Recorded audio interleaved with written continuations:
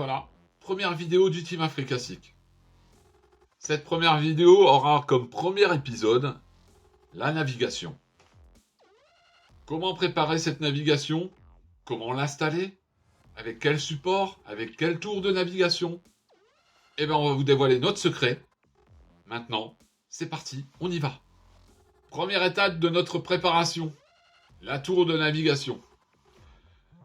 Cette tour de navigation a été réalisée par Motoboxer, qui nous a fait un modèle vraiment nickel et adaptable sur notre Ténéré 700. L'avantage qu'on a avec cette tour, c'est que nous pouvons retourner en arrière, c'est-à-dire revenir avec le matériel d'origine. Très important. Cette tour a été réalisée sur mesure et qui en plus nous permet d'installer tout notre matériel de navigation, c'est-à-dire le lecteur roadbook, les deux Tripmaster, le fameux correcteur de cap, ou le cap, ça dépend du matériel qu'on va installer dessus. Deuxième étape.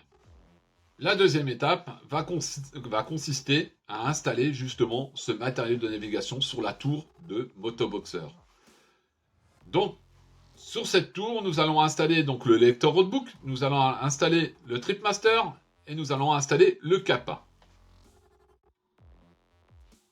Troisième étape.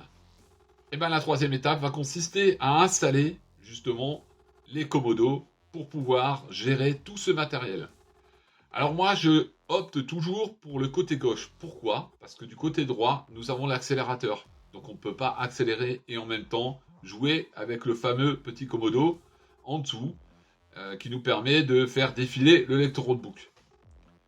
Donc moi, tous mes commodos sont installés sur le côté gauche. Je vous expliquerai dans une prochaine vidéo comment utiliser ce matériel.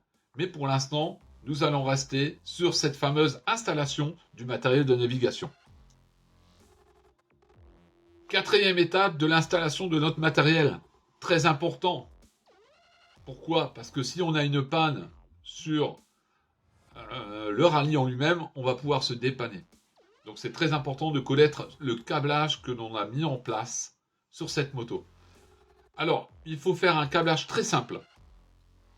Ce câblage doit être accessible de l'extérieur, c'est-à-dire on doit pouvoir accéder justement au fusible, au petit boîtier F2R qui nous fournissent avec le matériel pour pouvoir se dépanner le plus rapidement possible. Donc faites en sorte de placer votre câblage de manière à pouvoir le modifier ou alors le réparer en cas de chute.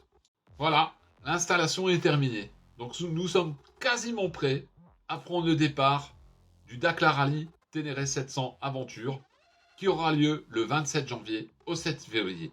N'hésitez pas à nous suivre. Venez sur le groupe Team Africassic sur Facebook. Vous serez tous les bienvenus. À très bientôt pour une prochaine vidéo. Ciao.